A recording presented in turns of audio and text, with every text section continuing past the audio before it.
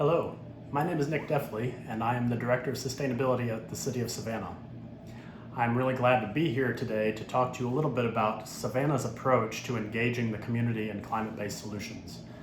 Before I do that, I want to give an incredible shout out to Dr. Mildred McLean and the family of her staff and supporters at Harambe House Citizens for Environmental Justice, who are an incredible partner here in Savannah. We are so fortunate to have them here, but also just knowing the weight of the work and the reputation that they bring, both regionally, nationally, and internationally in the EJ work that they do day in, day out, and have for so many decades. So a warm, appreciative hug virtually to you, Dr. McLean, and the rest of the Harambe House family. With your partnership, we're able to succeed. Without it, we will not. So I want to take a second and just talk about some of the work that Savannah has done in the clean energy and climate front. And it really starts with our residents. So our residents pushed our elected officials to begin thinking seriously about climate impacts and the energy we consume in our community. So much so that they were able to build a consensus among the council members in the city to unanimously support very ambitious clean energy goals back at the beginning of 2019. Those goals are three things. One, first, by 2035, all electricity consumed community-wide within the city of Savannah shall be from clean and renewable energy sources. Second, by 2050, all other energy sources consumed within the city of Savannah shall be from clean and renewable energy. And third, and I think most importantly, is that all of the work that we do in making this energy transition to a clean energy future should be done in a just and equitable way, and in a way that really redresses historical inequities that we have seen here in the southeastern United States and Savannah specifically. So with that, I will tell you just briefly about the plan, which was developed with the voice of residents, with stakeholder engagement and working groups that met for months helping develop the plan and the roadmap for how we're going to achieve these very ambitious goals. So I'm very thankful that we had that input right off the bat from the beginning. And ultimately what came out of that are 45 strategies that talk about energy efficiency, renewable energy, economic development, transportation, and community engagement and long-term learning. And so with that, we were able to pass that back to City Council, and thrilled to say that was approved unanimously again in December of 2021.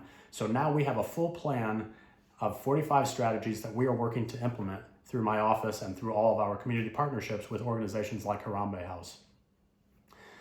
So the first thing we have done in terms of implementation has really been very inward focused on city operations, because we know that as an organization, as a local government, we can't go out to the community and tell our residents to do something that we are not willing to do ourselves to achieve these ambitious goals. So this year, we will be putting almost 2 megawatts of solar on our city buildings. And we are going to be working with several buildings, including office buildings and water treatment facilities, to improve their efficiency and get them operating at a very high standard, and then also reducing carbon emissions associated with the operations of those buildings. So we're very pleased with that. Where we are really moving forward is, and into the next steps of planning and hopeful implementation here, is around the community benefits of this clean energy transition.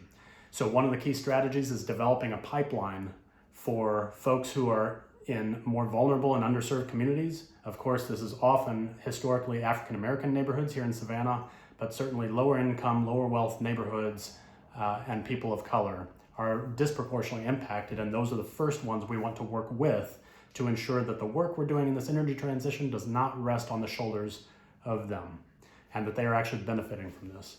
So we want to build a pipeline of energy efficiency, minor home repair, energy efficiency, and renewable energy into a full-on program that really saves our residents money and helps them benefit from all the positive impacts of that clean energy transition.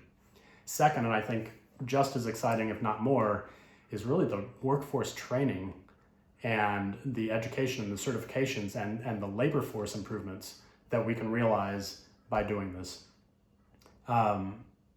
These ambitious goals really open up whole new economic sectors and opportunities for us, in addition to some of the federal funding that we now know is coming our way, we will be focusing our attention based on the input of our residents and our community members and our nonprofit organizations.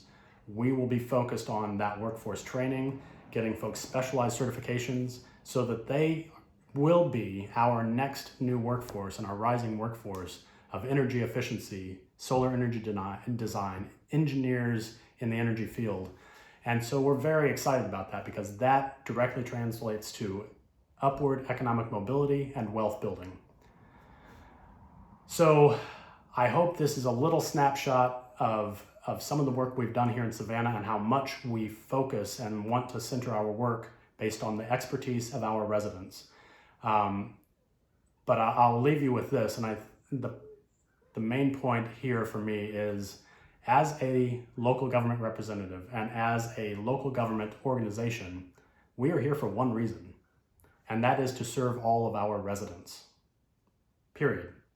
And so every action we take in this clean energy transition, it is so vitally crucial that we are hearing from every voice and the voices that aren't always heard, and ensuring that everyone has an avenue to bring their expertise into our efforts, our plan, that they are benefiting from the impact of it, and that we are centering and honoring their expertise in the work that we do.